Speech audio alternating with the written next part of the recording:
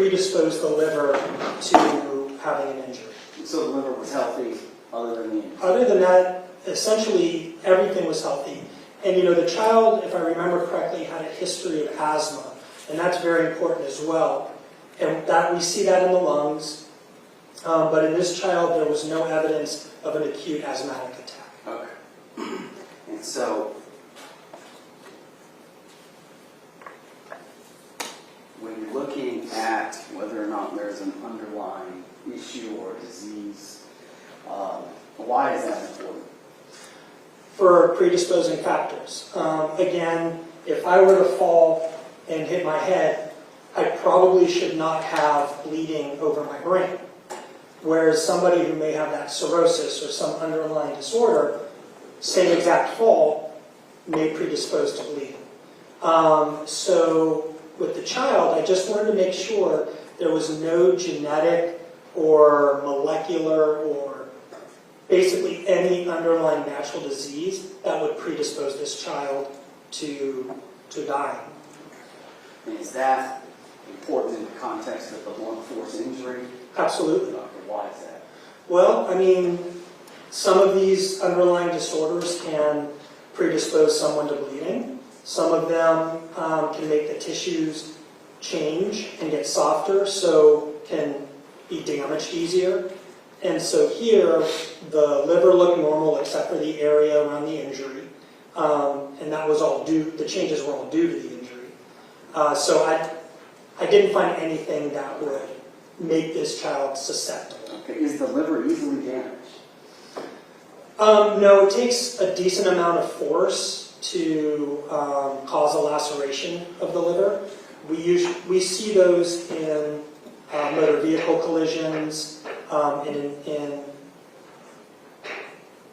significant blunt force injuries. Okay. So then kind of the second part of this is, I think you talked about time frame. Yes. Can you elaborate on that? Sure. So, for any of us who've had a bruise, going back to like sort of a simple comparison, we know the bruise can be like purple or red at first, and then over a few days it may turn to yellow, and then after the yellow it can go brown and go away.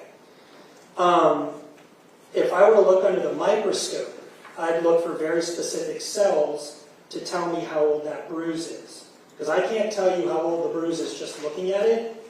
Even with the yellow change in color, I have to see a specific cell under the microscope to say, this is at least 3 days old or not. So it's the same as any other tissue, including the liver, right? Let's say you cut yourself.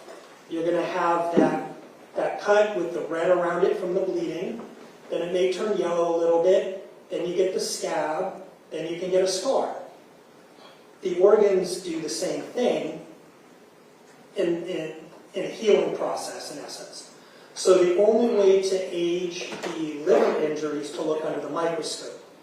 And when I look under the microscope, I look for blood, and the blood cells will start normal, and then they'll degenerate.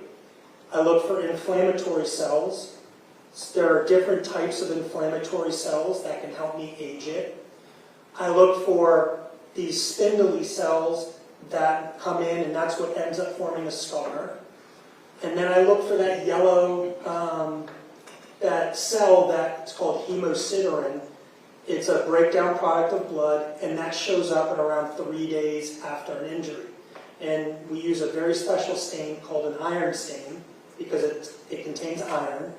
And if we see it, we know that injury's been there for about 3 days. If we don't see it, and then we can add in all the other inflammatory cells, we can give an age range to that injury. Okay, and so when you looked at what you were looking at, and considering all these different things that you just explained to the jury, what did you see? So I saw blood that was degenerating. I saw the liver tissue dying, which in the autopsy report is called necrosis. I saw inflammation. I stained it for iron. I didn't see any iron. Even before staining it with iron, I didn't see any of that yellow discoloration. I did not see any of those spindly cells coming in to try to heal it. So when I took all of that together, it told me that this injury occurred somewhere from 1 to 3 days prior to the time the child died.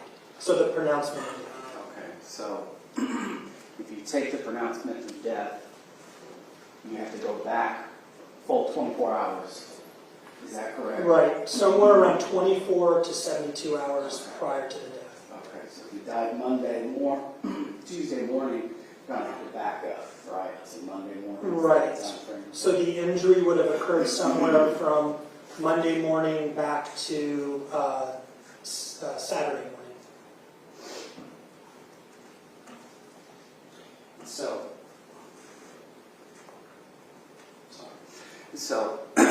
obviously you're looking at internal things, you're looking at slides. Are there kind of external symptoms that can be present that someone may be experiencing that could indicate a laceration in the liver? Well, I mean, there's bruising can help us identify where the impact occurred.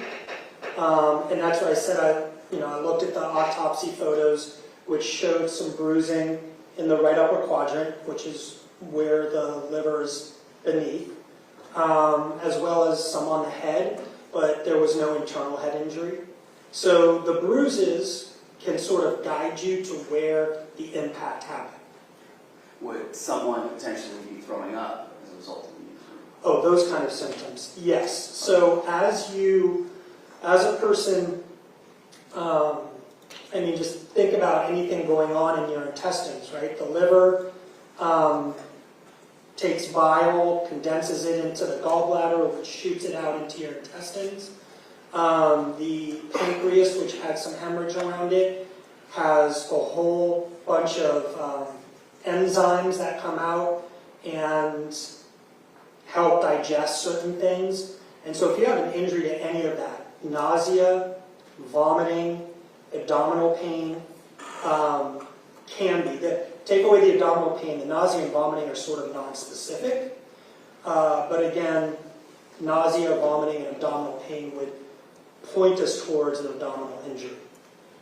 Or a natural process. But again, that's why we do a complete autopsy and we look under the microscope.